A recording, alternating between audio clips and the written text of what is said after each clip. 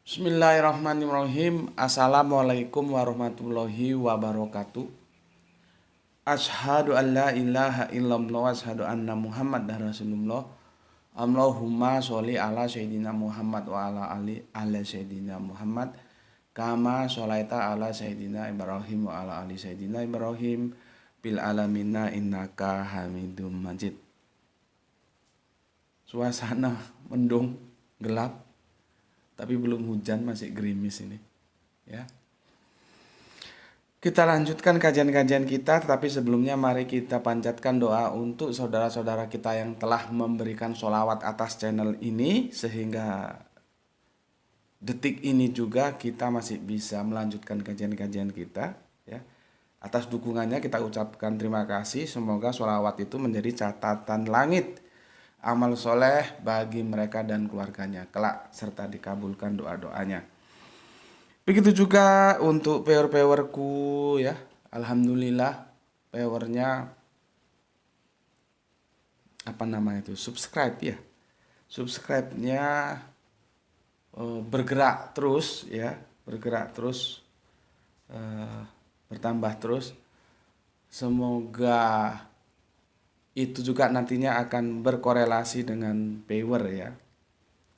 Ya kalau powernya itu bisa 10% saja dari subscribe, itu kan sudah cukup membahagiakan ya. Apalagi bisa lebih 10%, tentu lebih membahagiakan sekali.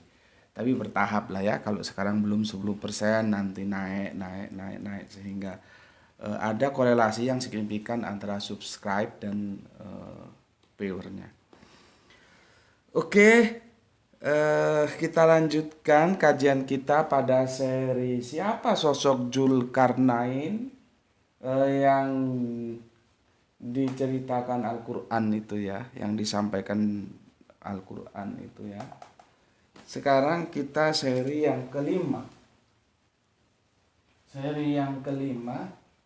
Apakah ini bisa menjadi seri penutup atau tidak? Ya kita mengalir saja ya. Nanti kalau memang waktunya berhenti ya berhenti. Kalau bisa kita selesaikan di sini ya di sini. Kalau enggak ya kita lanjutkan ke seri berikutnya. Aku sudah jelaskan kemarin ya, Ya'juj Ma'juj ini satu kaum ya, bukan dua kaum. Jangan terjebak di ininya. Ya. Kaum itu adalah bangsa Asia, bangsa yang berkuda. Ya'juj itu bangsa Asia, Ma'juj bangsa yang berkuda. Aku berhenti di sini. Tapi kalau kalian mau mengembangkan apakah itu Gog Magog, silakan saja ya, silakan dicari korelasinya, tidak ada masalah. Tapi aku tidak, aku berhenti di sini saja ya. Bahwa ada satu kaum Ya'juj dan Ma'juj ya, yang itu cukup mengganggu ketentraman seorang sekelompok kaum juga, sampai dia ngomong, aku sudah nggak bisa bicara lagi ini, aku sudah nggak bisa mau ngomong apa lagi ini ya. Yang diterjemahkan dengan terjemahan yang menurutku salah, dikatakan bahwa tidak mengerti pembicaraan, bukan begitu ya, bukan tidak mengerti pembicaraan. Memang kalau kita lihat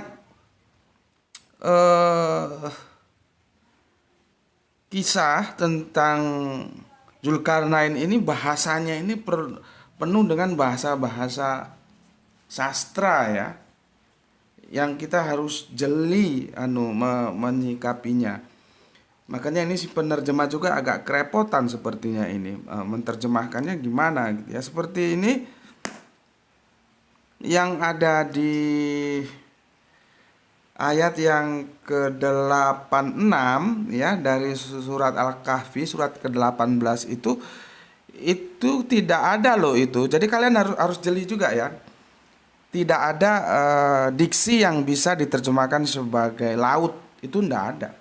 Karena original teksnya itu mengatakan ain. Ya. Ain itu maknanya itu juga macam-macam. Seperti kemarin ada yang bilang, misalkan minta tolong, bisa nanti ke rumahku. Al-aini artinya iya, Aku bisa, ya aku mau, ya aku sanggup, ya aku bersedia gitu ya. Bukan mata, bukan.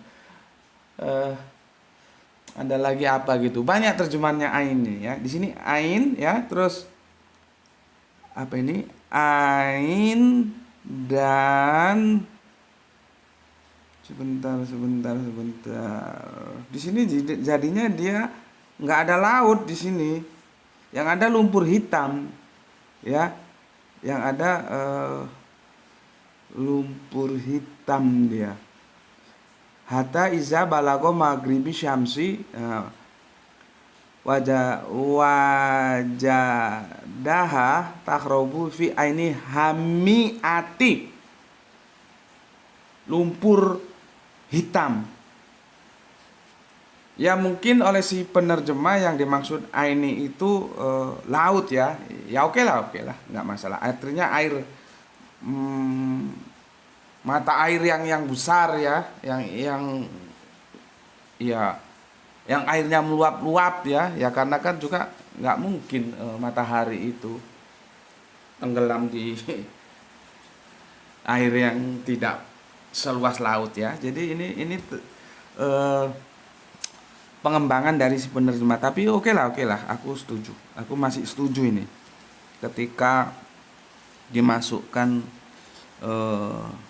terjemahannya menjadi terbenam di dalam laut yang berlumpur hitam ya. Mungkin si penerjemah ke sana arahnya. Tidak apa-apa, aku masih bisa maklumi, masih bisa terima. Tapi original teksnya kalian harus tahu, ini bahasa sastra ini. Ain hamiati ya, mata lumpur hitam. Coba gimana itu menerjemahkannya ya. Kan kita sering engkau adalah mata hatiku. Itu kan nggak bisa di apa namanya, diterima begitu saja. Ada lagi begini, mata pisau ya. Ada lagi mata pencaharian, mata pena, apa lagi, telur mata sapi. Telur mata sapi, sapi ayam yang punya telur, sapi yang dapat nama. Ya ini bahasanya memang apa, harus hati-hati kita melihatnya. Oke, aku lanjutkan dulu, nanti ada lagi yang aku perlu jelaskan karena ketika dia masuk ke teks Indonesia dia menjadi sama, tapi original teksnya itu sebetulnya ndak sama gitu loh ya, beda ya. Nanti kita lanjutkan aja dulu. Kemarin kan sudah di 1895 ya, terus dibikinkan dinding lah ya, dibikinkan dinding ya. 95 kita masuk ke 95, ini hati-hati ya. 1893 ya, mulai 1893 itu diterjemahkan gunung. Kalau gunung itu sebetulnya aku bilang aku agak sulit ini, gimana ya, gunung itu jibal ya. Tapi di sini hingga apabila dia telah sampai di antara dua buah gunung ya. Kok menurutku bukan gunung ini, seperti apa ya, dinding pembatas gitu loh. Ya mungkin yang menjadi dinding pembatas tuh gunung apa gitu ya. Cuman kalau kita tarik ke original teksnya ya. Ini sudah ya. Kita tarik. Ini juga harus hati-hati kalian nanti karena memaknanya seperti apa ya. Di 1893 ya, 93 itu berasal dari Sadan. Sada ini karena dia dua ya. Sorry. Sadan. Begini kalau nggak salah. Double D ya. Ini diterjemahkan 1893 itu gunung ya, dua buah gunung di sini ya. Tapi ada juga yang menerjemahkan itu tutup ya, tutup. Aku sebenarnya lebih cocok dinding aku. Ya. Ya sudah, kita ikuti ini dulu, yang penting nanti kamu ngerti lah ya. Ini tutup atau gunung ini, ada yang begini. Ya. Itu di 93. Terus sorry. Duh. Oh, habis. Ini di 1894 ya. Sama, dia juga pakai sadan. Ya. Kamu cek ke originalnya ya, ke Arobiumnya ya. Ini juga pakai sadan dia. Tutup ya, atau gunung. Ya.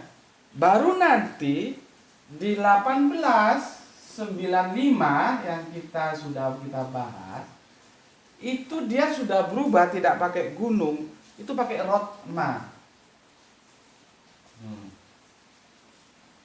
Diterjemahkan sama, tutup atau gunung atau dinding ya. Ini sebenarnya ada dinding gini. Dinding ya, ini dinding. Kalau tirai itu biasanya dari kain ya, dari kertas. Ini bukan dinding ya. Jadi ketika kita baca ke dalam bahasa Indonesianya dia begini, tutup atau gunung atau dinding. Padahal itu berasal dari kata yang berbeda. Kalau yang dibikin oleh Ya'juj Ma'juj itu ini pakai ini. Habis lagi nih. Keliru ya. Pakai ini dia, pakai sadan. Mungkin lu kasih yang merah ya. Pakai sadan ini. Ya. Pakai sadan ya, sebentar. Aku hapus. Ini sadan ya. Sadan. Begini ya. Baru nanti yang dibikin oleh Zulkarnain dia pakai Rothma. Beda kan? Minta dibikinin dinding, dibikinin dinding. Tapi di sini dindingnya itu sadan, di sini Rothma. Ya. Coba.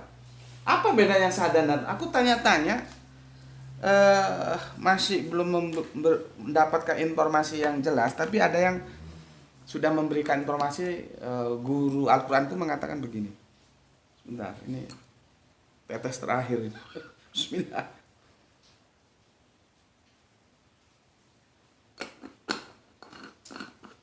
Ya. Sudah paham ya perbedaannya ya. Ini kalau kalian cuma baca terjemahan aja, tidak ditarik ke Arabinya, ternganu kalian, tergelincir ya dalam memahaminya nanti. Ya. Oke. 1893 sadan, 1894 sadan, 1895 Rothman. Rothman ini dinding yang dibikin oleh Zulkarnain, sedangkan sadan ini tidak ya, bukan Zulkarnain yang bikin ya. Oke. Sekarang apa bedanya sadan sama Rothman ya? Ini yang Ya'juj Ma'juj punya ini ya. Sebelum aku lanjutkan ke ayat berikutnya, ada yang menjelaskan dari guru Al-Quran tuh begini. Kita pakai dinding aja lah ya. Aku lebih pas dinding sebetulnya. Dinding. Aduh kok ini keliru terus. Kecampur jadinya ngambilnya sama. Dinding kita aja lah ya. Aku lebih cocok terjemahan dinding. Nih. Dinding ini ya, kalau dia sadan, ini kan jadi dua nih dindingnya ya. Kalau dia sadan,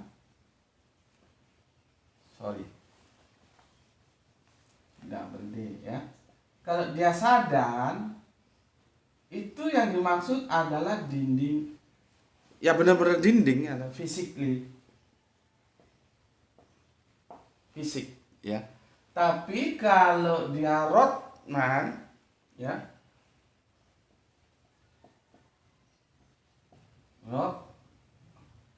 Rothman ya, kalau tolong dimaklumi karena ini transfer dari Arabiun ke Latin biasanya salah, double N double A ya, Rothman ini dinding tapi jiwa begitu. Nih bedanya. Ya. Kalau Sadan itu dinding fisik, tapi kalau Rotma itu dinding jiwa. Ini yang dibangun oleh Zulkarnain, ya. Jadi di sini physically, di sini metaphysically. Nggak sama, ya. Oke, kalau sudah pahami dulu ini ya. Baru kita nanti lanjutkan. Tuh, ininya nampak di sana. Coba lihat dulu ininya. Kurang tinggi. Nampak? Sebentar. Ini tersenggol.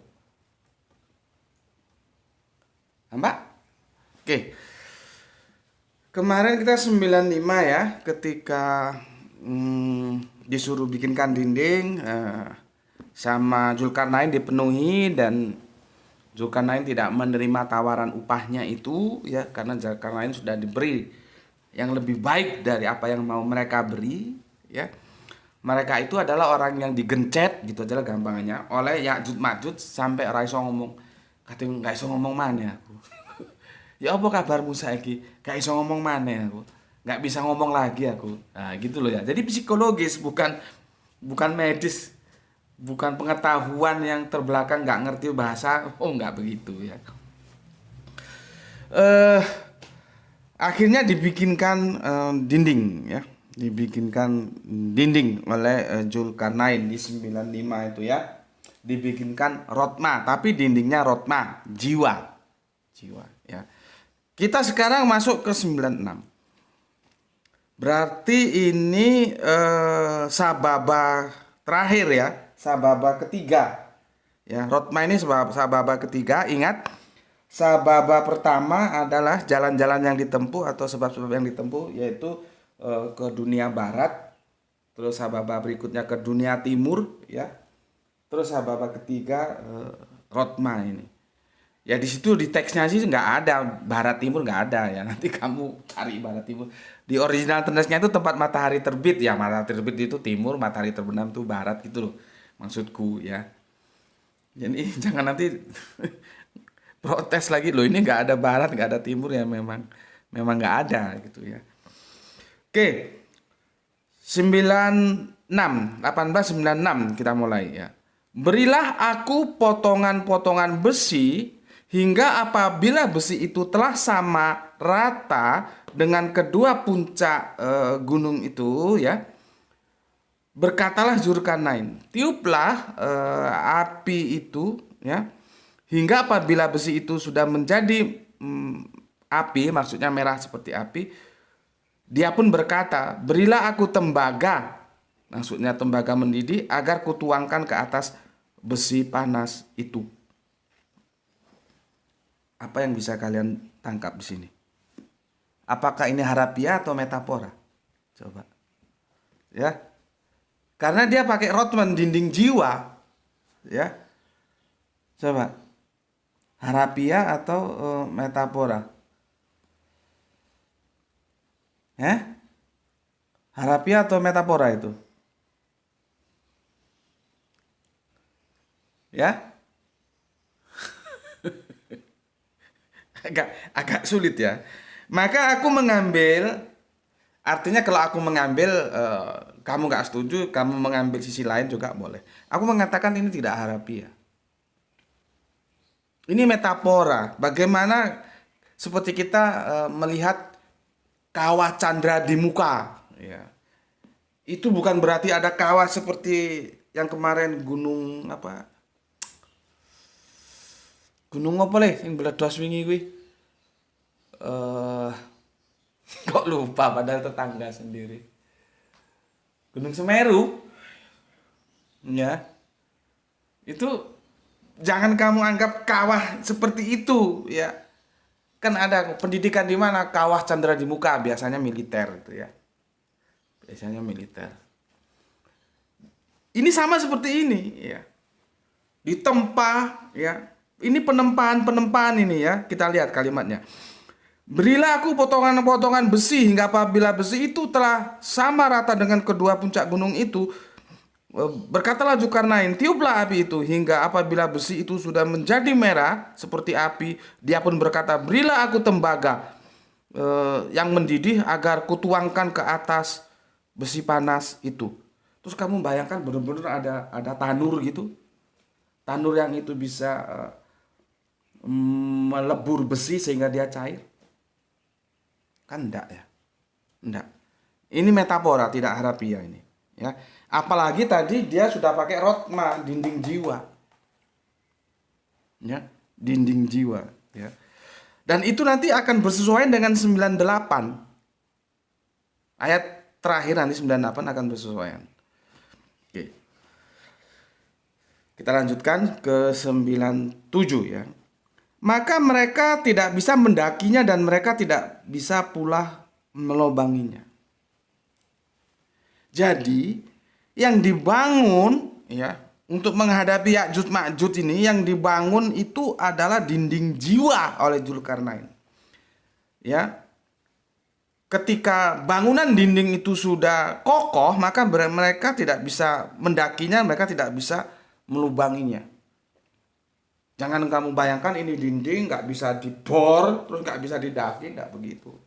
Ini Ghazwul Fikr. Ya, perang peradaban. Dan ini gambaran yang akan berlaku selamanya seperti yang disampaikan oleh Samuel Huntington ya. Ketika Timur itu selesai, yaitu dulu itu Uni Soviet, maka Barat ya yang dimotori oleh Amerika akan berhadapan dengan Islam. Kenapa? Samuel Huntington tahu Islam itu bukan sekedar agama. Ya. Islam itu bukan hanya sekedar agama ritual gitu, enggak. Ya. Samuel Huntington tahu itu dan kita sudah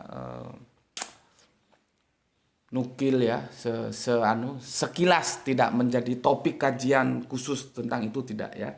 Bagaimana perang peradaban itu? Ini perang peradaban dan ini juga berlaku sampai sekarang. Sampai sekarang ini berlaku. Ya. Sampai sekarang. Artinya ya seperti awal kan ini disebut zikr sebagai pengingat ya. 83 ya. Mereka akan bertanya kepadamu tentang Zulkarnain. Katakanlah aku akan bacakan kepadamu cerita tentangnya. Padahal cerita tentangnya itu kalau kita lihat itu zikr. Zikr, pengingat, zikrullah, mengingat kepada Allah. Jadi ketika dua Arab jahiliyah itu ya, siapa kemarin, Uqbah bin Abid Mu'aid dan Nadr bin Harits yang berkolaborasi dengan Yahudi itu ngetes Kanjeng Nabi ya, sebagaimana kebiasaan Yahudi yang sudah kita bicarakan lewat menukil kitab Perjanjian Baru kemarin ya. Dan akhirnya ini kan peristiwa lama ke belakang. Dari mana Nabi tahu? Ya karena diberitahu oleh Yang Maha Tahu. Meskipun sempat terganjal sekitar 2 mingguan ya. Karena tidak insya Allah tadi itu. Ya. Di sini begini, terjemahannya begini. Mereka akan bertanya kepadamu tentang Zulkarnain. Katakanlah aku akan bacakan kepadamu cerita tentangnya. Gitu. Padahal itu kalau kita lihat di Arabiunnya ya. Itu zikr ya. Di 83 kamu ingat, makanya kita siksak ini bolak-balik, nanti kita bolak lagi ya. Zikr, peringatan, cerita yang menjadi pengingat ya, cerita yang menjadi pengingat, zikro ya. Nek wong Jawa jikir, ayo wis jikir apa durung gitu ya, jadi pengingat. Maka ini sangat apa ya, sangat tepat sekali pengingat ini, karena kita juga sampai saat ini mengalami, karena dunia hitam dan dunia putih itu selalu bertarung, kegelapan dan cahaya itu selalu bertarung. Inilah yang dalam kajian-kajian kita kalau di pondok-pondok pesantren yang sudah level-level atas itu namanya Ghazwul Fikr, perang pemikiran, dan kita harus siap hadapi. Jadi jangan kamu anggap perang itu hanya bawa M16, AK-47 gitu, enggak. Ya, justru perang pemikiran itu sebetulnya dampaknya itu meskipun lambat jauh lebih berbahaya karena dia akan merubah peradaban. Lihat nanti di 98-nya itu ya, peradabannya bisa berubah dan hancur. Ya. Oke, aku lanjutkan lagi. 96 ya, aku ulangi. Berilah aku potongan-potongan besi hingga apabila besi itu telah sama rata dengan kedua gunung itu, berkatalah Zulkarnain, tiuplah api itu hingga apabila besi itu sudah menjadi merah seperti api ya. Dia pun berkata, berilah aku tembaga yang mendidih agar kutuangkan ke atas panas itu. Lihat di 96 ini ya. Zulkarnain tidak bikin dinding itu sendiri. Dia melibatkan kaum yang minta tolong untuk dibikinkan dinding. Ya. 96 ini melambangkan kawah candra di muka. Kalau aku melihat ini pendidikan, education. Bagaimana membangun dinding jiwa. Nah, jangan kau anggap dinding fisik. Bisa kacau nanti. Ya. Tapi kalau kamu menganggap dinding fisik ya silahkan saja. Kalau aku enggak. Berikutnya ke 97, maka mereka tidak bisa mendakinya dan mereka tidak bisa pula melobanginya. Karena kuatnya sudah tempan. Jadi sama Zulkarnain digodok gitu loh. Ya, 96 itu menceritakan atau menggambarkan metafor dari penggodokan. Dilatih di kawah candra di muka, gitu lah ya. Sehingga tangguh mereka seperti digambarkan di 97-nya. Nah, yang asik ini 98. Ya. 98. Zulkarnain berkata, ini ya, maksudnya dinding ini adalah rahmat Tuhanku. Di sini dia pakai rob sebetulnya ya. Kalau kita pakai rob ya, tapi kalau kamu makanya itu terjemahan kitab suci itu bukan kitab suci. Iya. Ya, dia bisa salah namanya terjemahan. Untung kita punya original teksnya. Bukan hanya sekedar ke barat, ke timur, ke utara, selatan yang ditenteng-tenteng ya terjemahan kitab suci. Terjemahan kitab suci itu bukan kitab suci. Dia bisa salah. Makanya aku bilang, oh ini terjemahannya aku nggak setuju, ini salah, ini gini. Ya, oh ini oke, aku terima terjemahannya lumpur laut. Ini oke lah, masih lumayan. Itu bisa karena dia level terjemahan. Terjemahan itu kan upaya manusia mendekati original teksnya. Jadi kalau terjemahan dikritik dan terjemahan itu salah, aku kan juga mengkritik terjemahan Al-Quran, aku juga mengkritik terjemahan Injil sebagai perjanjian baru dan Al-Quran menjadi perjanjian terakhir. Pada level terjemahan itu boleh dikritik. Ini kan aku mengkritik terjemahannya. Ada yang bisa aku terima, ada yang tidak. Ya. Dan aku membenarkan tentang Sadan dan Rotma itu hati-hati. Karena dia masuk ke Indonesia cuma dinding, padahal beda. Itu terjemahan begitu, ya. Jadi tidak usah kaget. Ya. Oke, sekarang kita lihat ini yang ke 98. Jadi cerita kisah tentang Zulkarnain ini berhentinya itu di 98 ya, bukan di 99. 99 itu perikopnya udah lain itu. Begini kata Zulkarnain. Zulkarnain berkata, ini maksudnya hasil tempaannya ini, dinding ini adalah rahmat dari Robku. Maka apabila sudah datang janji Robku, dia akan menjadikannya hancur luluh, dan janji Robku itu adalah benar. Bayangkan. Rotma yang sudah dibangunkan oleh Zulkarnain untuk kaum itu ini hancur ini. Dinding jiwanya ini hancur. Ini hancur. Ya. Hancur. Lihat ini. Zulkarnain berkata, ini dinding ini adalah rahmat Robku, maka apabila sudah datang janji Tuhanku, dia akan menjadikannya hancur luluh, dan janji Tuhanku itu adalah benar. Kenapa bisa hancur? Pertanyaannya di sini. Kenapa bisa hancur itu ini? Memang kalau kita baca teks ini, itu kita akan bisa keliru kalau kita tidak hati-hati. Oh ya dihancurkan oleh Rob, dihancurkan oleh Allah tuh dindingnya. Iya memang, tapi ini ada asbab. Sebab mengapa? Ya, sebab mengapa kok dihancurkan oleh Allah? Sama dengan kalau kamu sering mendengar ya dari teman-teman sebelah yang nggak mengerti ya, Allah kok menyesatkan gitu ya. Siapa yang disesatkan Allah tidak ada penolong baginya gitu. Itu kan kita harus lihat kalimat pasif aktifnya itu gimana. Gitu ya. Cuman sebetulnya tidak berhenti di itu kalimat pasif atau aktif. Jadi tidak terjebak, oh Allah ya bagaimana Allah menyesatkan ya. Bukan di sana. Itu tengah-tengah tapi mundur ke belakang asbab. Sebab apa Allah kok menyesatkan orang-orang yang itu? Jadi membaca teksnya itu ke sana. Kita harus tahu kan mesti ada sebabnya. Kenapa?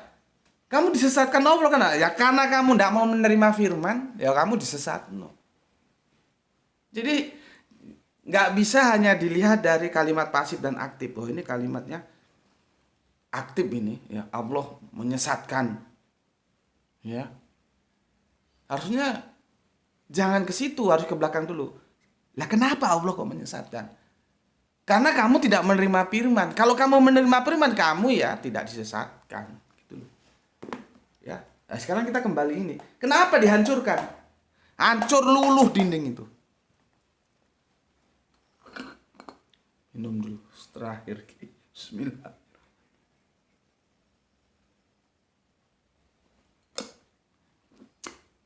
Kita ingat peristiwa Spanyol itu sampai sekarang bukunya aku cari itu nggak ada. Dan itu bukunya yang nulis dari teman Kristen kita ya, dari kelompok mereka. Itu menceritakan tentang Spanyol ketika dia masih dikuasai dalam kekuasaan Islam, itu orang-orang Yahudi itu terlindungi. Cuman karena kelengahan orang-orang Islam akhirnya hancur dan direbut lagi oleh kekuatan lain kan. Dan setelah direbut lagi itu orang-orang Yahudi ngakui bahwa mereka lebih merasa damai di bawah kekuasaan Islam. Karena Islam tidak pernah memaksakan, tidak adil, karena sudah jelas la ikraha fid din. Jadi tidak diberi pilihan kamu pergi dari sini atau kamu mengikuti agama kami. Islam tidak begitu. Ketika Islam berkuasa di Spanyol, ya. Dan itu dirasakan oleh Yahudi sehingga mereka mengatakan, wah lebih enak hidup dalam kekuasaan Islam. Gitu. Yang mau aku katakan, kenapa akhirnya Islam kok bisa hancur luluh sehingga direbut oleh kekuasaan lain? Karena ya itu tadi, ada kelengahan yang waktu demi waktu itu tidak diperhatikan, akhirnya ya melemahkan. Sama seperti ini, dinding itu kalau tidak dirawat hancur. Jadi kenapa Allah menghancurkan dinding itu? Karena kalian tidak merawat. Perawatan dinding itu apa? Lewat edukasi, lewat pendidikan, dipahamkan tentang dinullah. Begitu loh.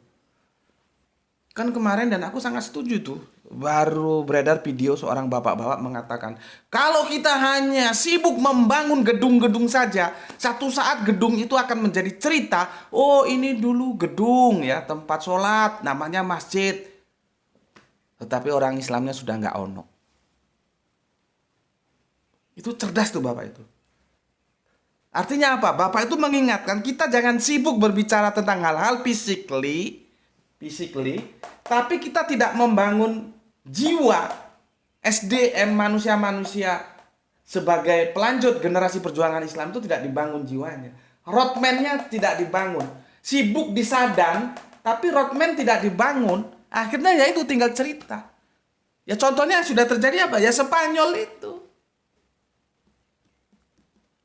Ini sebetulnya bagus untuk pengingat para takmir-takmir itu.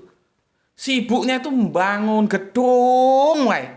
Nanti gedung sudah bagus, ada lagi yang dirusak, dibangun lagi. Tadi tekel apanya kok? Aku kadang-kadang heran sama takmir-takmir.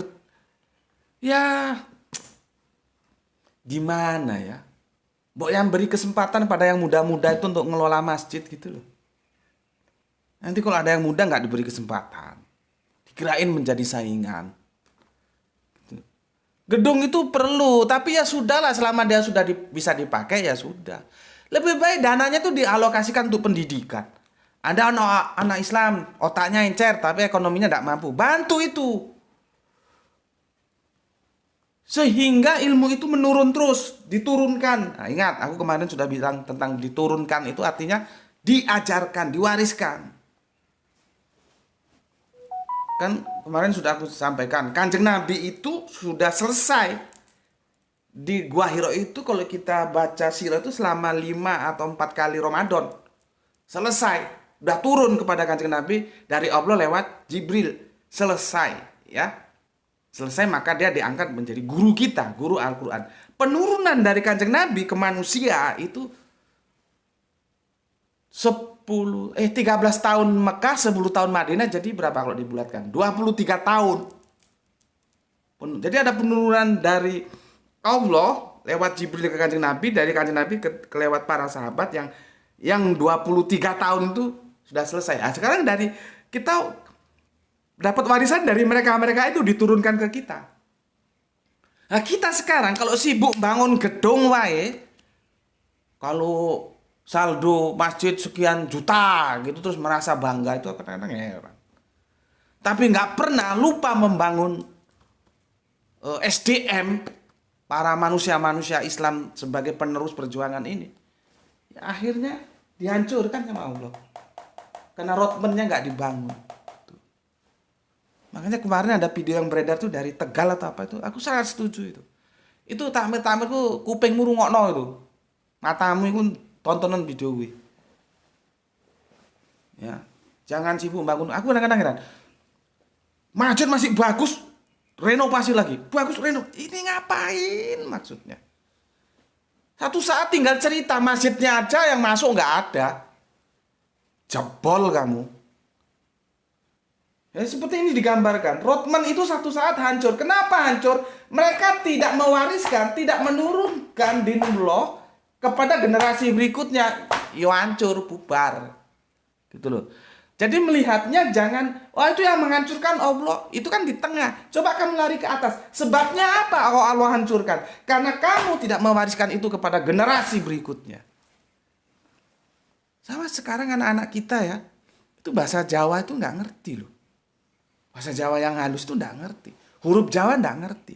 Karena sudah tidak diturunkan lagi dalam pendidikan kita. Hancur sudah kan? Hancur. Jadi makanya aku bilang edukasi ya, pendidikan itu perlu. Orang Al-Quran pertama aja bilang Iqra kok. Terus ada lagi kolam, pena. Kalau orang Sumatera bilang ikatlah pengetahuan itu dengan pena. Subhanallah. Orang Sumatera itu jago-jago dalam mengungkap bahasa sastra ya. Bagaimana tidak asiknya? Ikatlah pengetahuan itu dengan pena. Artinya kon belajar, cek nggak goblok, gitu loh. Kalau fisik aja yang dibangun akhirnya runtuh. Maka jelas di 98 ini dijelaskan. Zulkarnain berkata, ini dinding Rothman ini adalah rahmat dari Robku. Maka apabila sudah datang janji Robku, dia akan menjadikannya hancur luluh, dan janji Robku itu adalah benar. Hancur. Masalahnya kalian harus tahu, jangan terus ayo menghancurkan Allah. Lah iya, kenapa Allah hancurkan? Karena tidak diajarkan, tidak diturunkan, tidak diwariskan. Harus lihat sebab akibatnya. Karena tidak diwariskan. Seperti bahasa Jawa itu loh. Berapa sekarang? Nggak ada. Nggak ada. Kamu cari 10 anak yang ngerti bahasa Jawa yang bagus loh ya, kromo inggil. Jangan hurufnya, bahasanya dulu. Baru nanti huruf Jawa. Itu kan sudah hancur dia. budaya Jawa hancur, kan tidak diajarkan. Ini maksud ayat ini begitu. Ya. Oke. Aku sudah jelaskan dan sudah selesai mulai dari ayat 83 sampai 98 dari surat 18 surat Al-Kahfi yang menceritakan tentang Zulkarnain. Sekarang coba kita tarik kesimpulan ya. Kita tarik kesimpulan. Kesimpulan ini juga nanti bersifat terbuka. Silakan kalian mau ambil yang mana gitu ya. Sudah ya. Hapus.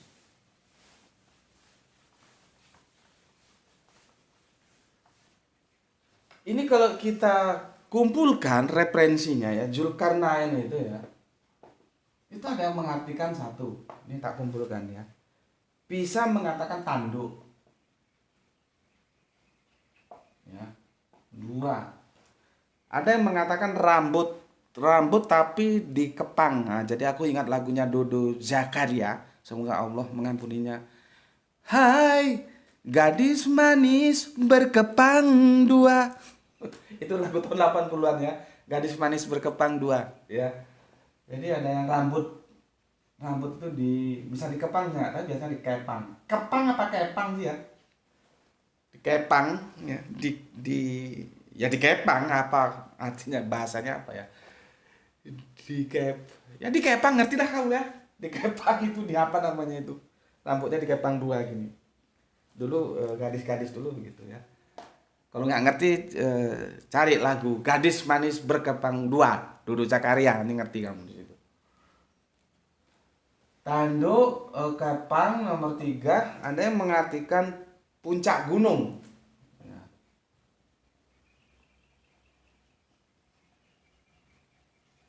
Ya.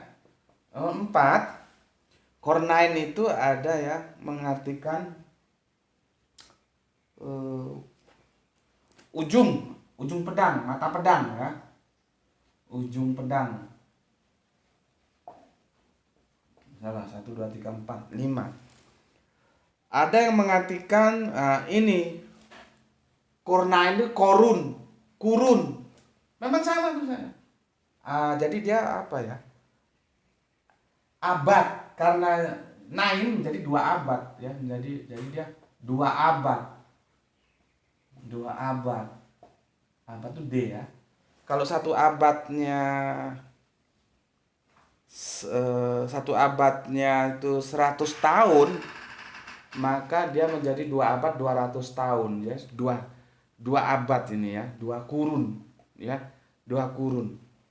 Berarti 200 tahun ya. 2 kurun.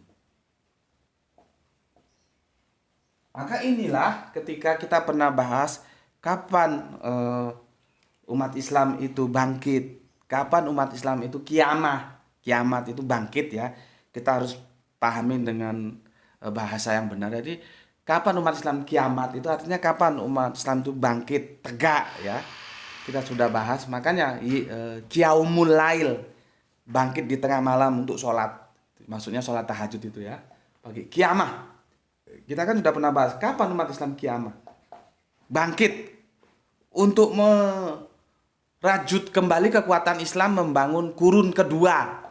Ini ada teman-teman yang memahami seperti itu. Monggo silakan, enggak apa-apa. Kurun kedua ya. Yang Kanjeng Nabi Muhammad sudah memberikan contoh pada kita bagaimana beliau membangun Madinah Al-Munawwaroh. Lah kapan kita mengulanginya lagi, mendekonstruksi lagi berdasarkan contoh yang telah diajarkan Nabi kepada kita. Jadi ada yang berpikir seperti itu, sehingga 2 abad ini 2 kurun ya. Berarti 200 tahun ya. Kalau 1 abadnya itu 100 tahun. Terus ada lagi ya ini 6 ujung barat dan ujung timur. Ujung barat dan timur. Oke, aku mumpung ingat terlupakan, untung alhamdulillah aku ingat. Jadi sababa kedua Zulkarnain itu ke kemana dulu itu? Ke barat dulu, terus ke timur, itu sababa. Sababa pertama ke barat, sababa kedua ke timur. Itu kira-kira kamu gimana cara memahami itu? Apakah satu dunia ini dalam satu kekuasaan Zulkarnain dari barat sampai ke timur, atau itu bahasa metafora menunjukkan luasnya daerah kekuasaan yang dimiliki oleh Zulkarnain? Hati-hati di sini. Seperti yang aku bilang tadi, tadi pagi kita ngobrol pagi tadi tentang walaupun kau mintakan ampun 70 kali, itu sama saja. Ya. Itu bukan 70 kali, satu kali, dua kali, tiga kali, sampai 70 kali, enggak. Maksudnya itu dimintakan ampun sebanyak-banyaknya itu loh, sama saja. Jadi orang yang tidak Islam itu dimintakan ampun sebanyak-banyaknya itu sama saja. Jadi percuma gitu loh. Karena tidak Islam. Tadi pagi ya sempat aku nukil tentang itu ya. Di ayat 9 di surat At-Taubah ayat yang keberapa tadi? Lupa aku. Ayat yang ke-80 ya. Oke. Jadi ini yang ada kalau kita komparasikan ya. Ada yang mengatakan tanduk, ada yang bilang mengatakan kepang. Kalau ini kurnain berarti ya dua tanduk ya, atau tanduk dua ya. Dua tanduk dua. Ya, dua tanduk. Ada yang bilang dua tanduk, ada yang bilang kepang atau rambutnya dikepang, ada yang bilang puncak gunung, ada yang bilang itu ujung pedang, ada yang bilang dua abad atau dua kurun, ada yang bilang ujung barat timur. Terserah kalian pilih yang mana. Yang ini tadi sempat aku jelaskan ya. Kalau aku milih yang ini, dua tanduk ya. Tapi dua tanduk itu pun bukan berarti penguasa itu tanduknya ini dua. Nanti kalau pemahamannya seperti itu, seperti kalian kalau membaca Perjanjian Baru tentang kitab Wahyu itu, terjebak kalian oleh binatang-binatang apa ya namanya ya, mitologi Yunani. Itu kan banyak diceritakan binatang bertanduk dan segala macamnya tuh di kitab Wahyu itu ya. Itu kan kalau kita baca ini binatang-binatang yang tidak pernah kita lihat, artinya itu masuk ke dalam mitologi Yunani jadinya. Hati-hati jangan terjebak seperti itu. Yang aku katakan aku memilih dua tanduk itu adalah perlambang juga. Metafora juga, bukan berarti penguasa itu kepalanya sini ada tanduk dua seperti banteng, enggak begitu. Ya. Dua tanduk itu artinya dia memiliki dua kekuasaan yang diberikan, kuasa yang diberikan. Ya.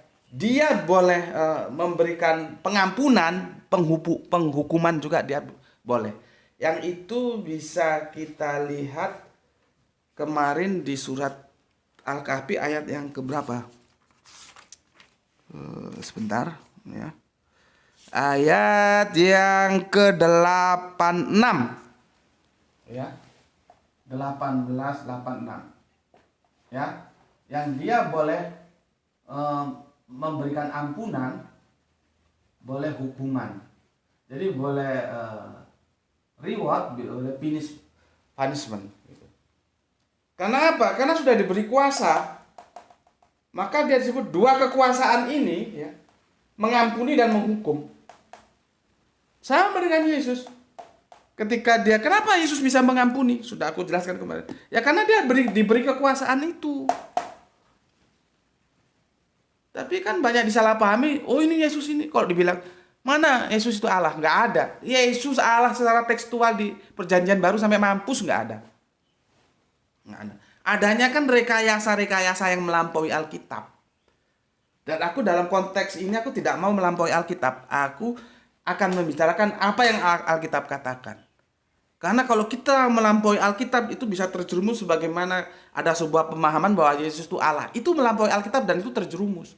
Karena Alkitab tidak pernah.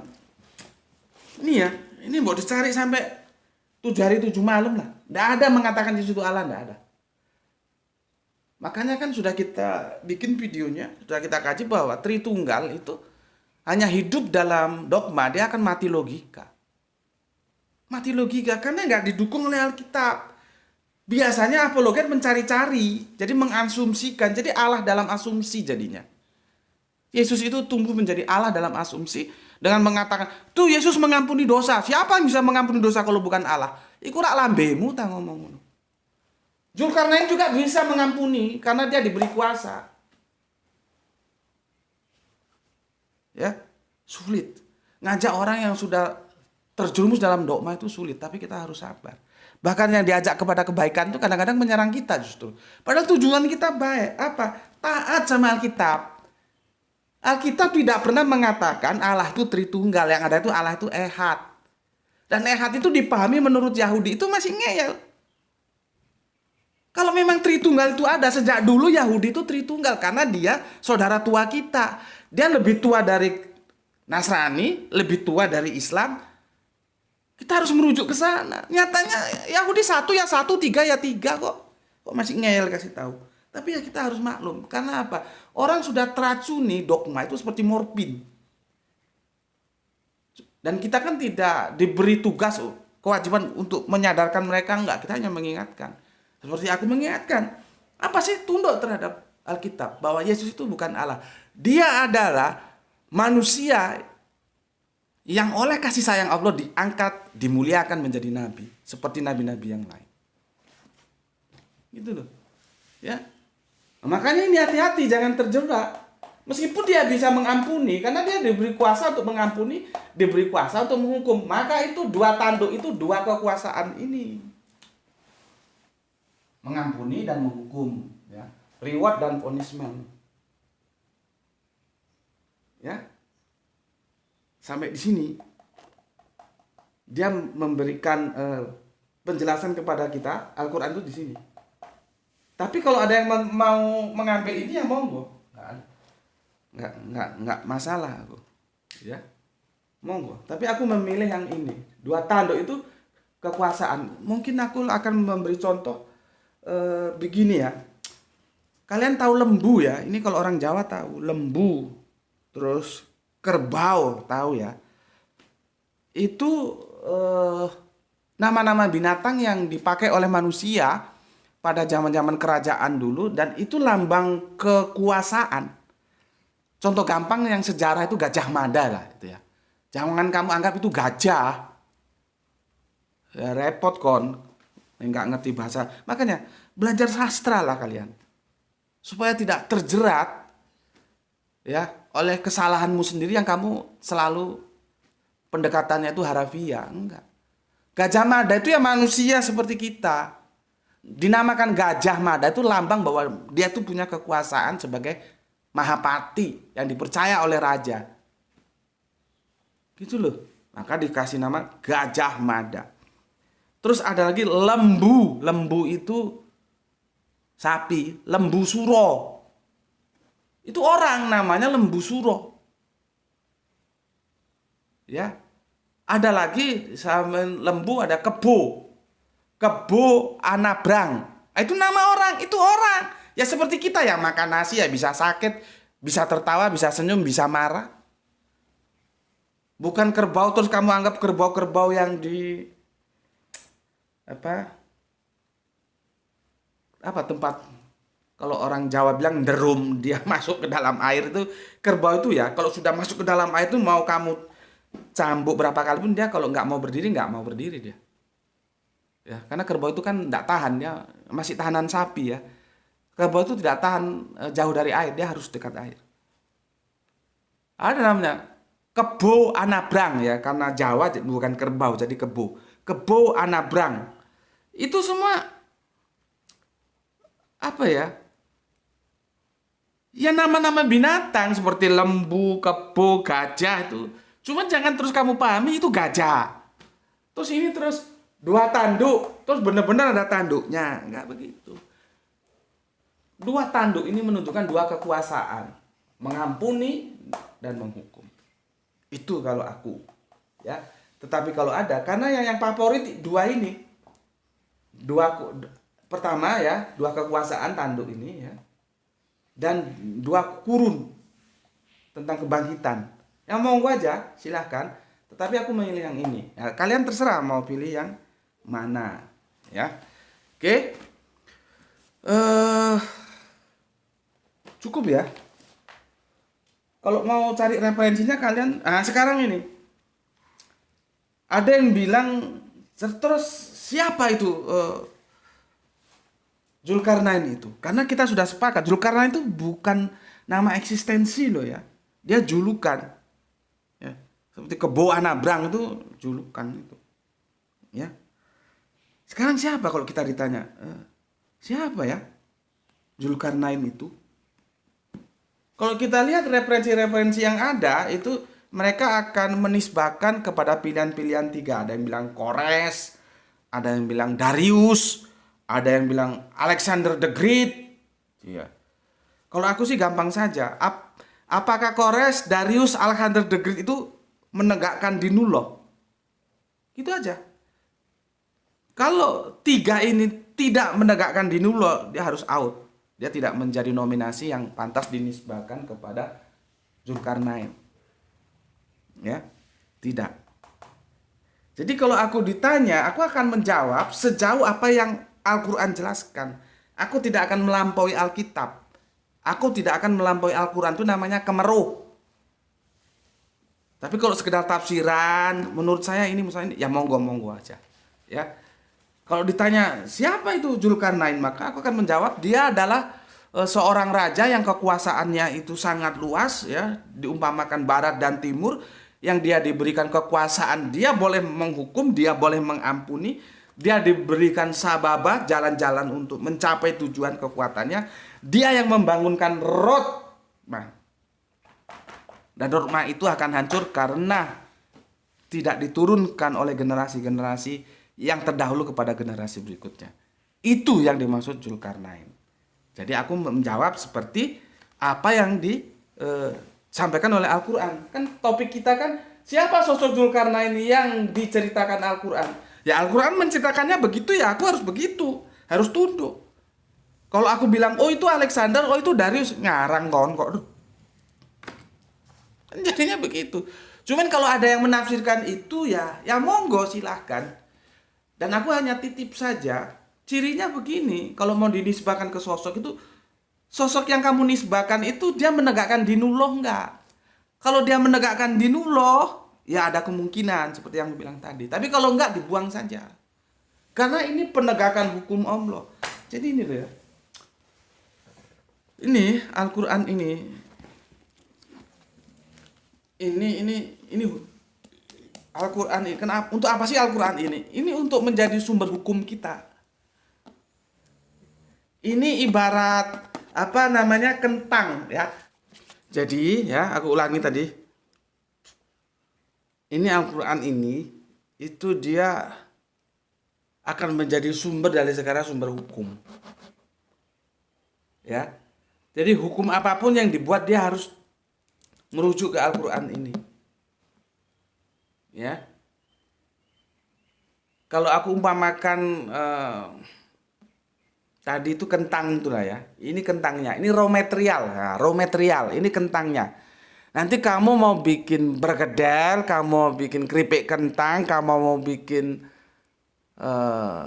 apa meneh?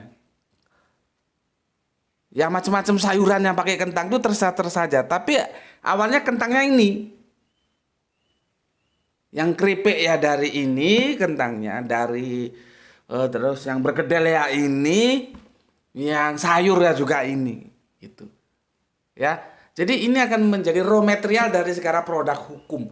Kita tunduk terhadap hukum Allah lewat Al-Quran ini, gitu loh. Nah, sekarang, aku ulangi lagi. Kalau kamu mau merujuk misalkan si Zulkarnain ini si A, si B, atau si C, silahkan. Cuman pertanyaanku begitu tadi. Ya tentunya dulu Al-Quran belum ya. Kan ini eranya ke belakang jauh. Tapi kan semua kitab-kitab Allah itu dalam satu rumpun kitabullah. Dari mulai Torah, dari mulai Injil, dari mulai Al-Quran ya. Jadi suhuf Kanjeng Nabi Ibrahim, Bapak Abraham. Terus Torah, terus ada juga kan ada Zabur ya. Ada yang disebut Mazmur, terus ada Injil, Al-Quran, jadi perjanjian lama, perjanjian baru, perjanjian terakhir ya. Itu kan substansinya sama, penegakan hukum Allah. Orang hidup dalam hukum Allah. Nah, sekarang kamu bilang, oh Zulkarnain itu menurutku si A. Nah, itu jadikan parameter. Si A itu menegakkan dinullah enggak? Kalau enggak berarti dia enggak masuk. Gitu loh ya. Enggak masuk. Karena di sini Zulkarnain di awal dia sudah jelas-jelas terkelompok sebagai penguasa Muslim, bukan kafir. Gitu loh. Ya. Aku kira ini nih. Sebentar. Mumpung belum lupa. Biasanya lupa. Ini ada hadis begini nih. Hadis dari Abu Hurairah. Jadi Kanjeng Nabi ditanya. Ya. Saya tidak tahu apakah Tubah ini nggak jelas siapa itu Tubah ya. Itu nabi atau bukan. Nah, stressing kita di sini berikutnya. Saya tidak tahu apakah Zulkarnain itu nabi atau bukan. Hadis riwayat Hakim 104 dan Baihaqi 1805. Jadi Kanjeng Nabi Muhammad itu sendiri tidak tahu apakah Zulkarnain itu nabi atau bukan. Nabi-nabi itu begitu jujur. Kalau dia tidak tahu ya dia ngomong tidak tahu, jangan tidak tahu sok tahu. Jadi kacau. Nah, aku pun berusaha begitu. Aku tidak berani melampaui Alkitab. Alkitab bilangkan ya seperti yang aku jelaskan tadi tentang Zulkarnain. Enggak terus aku bilang Zulkarnain itu si A, si B, si C. Enggak. Tapi kalau kamu mau mengatakan begitu silakan dengan parameter yang aku berikan, dia penegak dinullah tidak gitu loh. Nah, sampai hadis ini Kanjeng Nabi sendiri tidak tahu apakah Zulkarnain itu nabi atau bukan. Saya tidak tahu. Jadi jujur, Kanjeng Nabi itu jujur. Dan para nabi itu begitu, jujur. Kalau tahu ya bilang tahu, tidak tahu ya bilang tidak tahu. Nggak ada nabi sok tahu, itu tidak ada. Contohnya Matius 24:36. Ya, ini mumpung aku ingat tadi belum terlupakan. Matius 24:36. Ini kalau kamu baca, ini Yesus ditanya tentang kapan itu hari kehancuran. Yang kalau di sini itu menggunakan terjemahan yang disalahartikan kiamat. Padahal kiamat itu hari kebangkitan. Biasanya kalau Alkitab mengatakan itu hari Tuhan, itu hari hancurnya, hari Sa'ah. Kalau di Al-Quran. Kapan Sa'ah itu terjadi? Kalau di Alkitab seperti publik mengatakan kapan kiamat itu terjadi? Maka dengan jujur ya begini, tapi tentang hari dan saat itu ya tidak seorang pun, lihat, tidak seorang pun yang tahu. Malaikat saja yang di sorga tidak tahu. Dan ini yang secara jujur, anak pun tidak tahu. Coba. Siapa anak di situ? Artinya ya dia sendiri, Yesus. Tidak tahu. Jadi kalau ada manusia tahun sekian mau terjadi, kalau mereka bilang kiamat itu kemeruh. Ya, nggak ada yang tahu kapan itu datang. Sesuai dengan Al-Quran juga mengatakan begitu. Nggak ada yang tahu kapan itu kiamat. Terus ada orang sosok ngeramal kiamat tahun sekian. Gondolmu. Ya. Dari Matius 24:36 ini kita bisa mengambil sebuah pelajaran. Ya, Yesus itu tidak maha tahu. Dan dia jujur seperti Kanjeng Nabi. Ditanya, siapa Zulkarnain itu? Aku tidak tahu apakah dia nabi atau tidak. Jujur. Yesus ditanya, kapan hari kiamat? Jujur, dia juga tidak tahu. Hanya Bapa yang tahu. Ini melambangkan ketidaktahuan. Ini karena sama. Yesus itu ya manusia, Kanjeng Nabi Muhammad itu ya manusia. Mereka itu meskipun nabi tapi tidak maha tahu. Masa sih aku menjelaskan gini masih sulit kalian terima? Yang namanya tidak maha tahu itu ya bukan Allah. Karena dia terikat ruang dan waktu. Dia tidak mengikat, dia tidak alfa omega. Bagaimana Yesus disebut alfa omega aku sudah jelaskan lah videonya ya. Nggak harus ulang-ulang, tinggal tonton aja. Ya. Jadi Yesus itu tidak alfa omega. Kanjeng Nabi Muhammad tidak wal awalu wal akhiru. maka keduanya itu sebagai nabi itu terikat oleh ruang dan waktu, dan jujur mengatakan kalau tahu bilang tahu, kalau tidak tahu bilang tidak tahu. Nah, kalau dari ayat ini menunjukkan Yesus itu bukan Allah, dan Yesus itu manusia yang terpilih dimuliakan Allah menjadi nabi. Karena apa? Dia tidak tahu. Simple sebetulnya kalau kita mau tunduk terhadap Alkitab. Ya, aku kira begini. Kemarin aku sempat diskusi tentang Firaun dan Nebukadnezar. Itu ada teman mengatakan begini, dia cenderung bukan Nebukadnezar, karena Nebukadnezar tidak pernah diceritakan dalam Al-Quran. Dia di antara dua penguasa kafir itu cenderung ke Namrud dan Firaun ya. Meskipun ada hadis ya, kita tahu lah ya. Hadis itu kadang-kadang ada yang menerima, ada yang menolak ya. Makanya ada yang tetap yang siap selalu bersikuku bahwa yang kedua itu, yang kafir-kafir itu adalah Namrud dan Firaun. Ada yang bersikuku itu. Artinya dia menolak hadis yang menjelaskan bahwa salah satunya itu adalah Nebukadnezar ya. Atau bahasa Arabianya disebut Buktansar ini ya, Buktansar. Ya enggak apa-apa. Karena kalau aku sih tidak ada masalah. Mau Nebukadnezar monggo, mau Firaun ya monggo, cuman aku akan menitik beratkan dan aku informasikan kalian substansi dari keempat yang ditampilkan itu kalian ngerti gitu loh. Masalah siapa-siapanya terserah lah, mau ngomong aja. Tapi substansinya sudah terbagi dua ini, ada dua kafir penguasa dan dua muslim penguasa ya. Dan selamanya ya, ini kegelapan dan nur, cahaya, penerangan selalu bertarung. Itulah Gospel Fikir, perang pemikiran yang terus berlangsung. Maka jangan lupa kita memberikan edukasi kepada generasi-generasi Islam kita ya, agar mereka dapat, karena dihindari nggak mungkin, harus dihadapi ya. Tentunya kita mengharapkan kalau kita berhadapan, kita dapat memenangkan dalam perang pemikiran ini. Itu kajianku tentang Zulkarnain ya. Kalau memang kalian mau cari referensi lain silahkan, setuju monggo, nggak setuju lupakan, itu aja, tidak ada masalah. Oke, bismillahirrahmanirrahim, sampai ketemu lagi. Alhamdulillahirobbil alamin.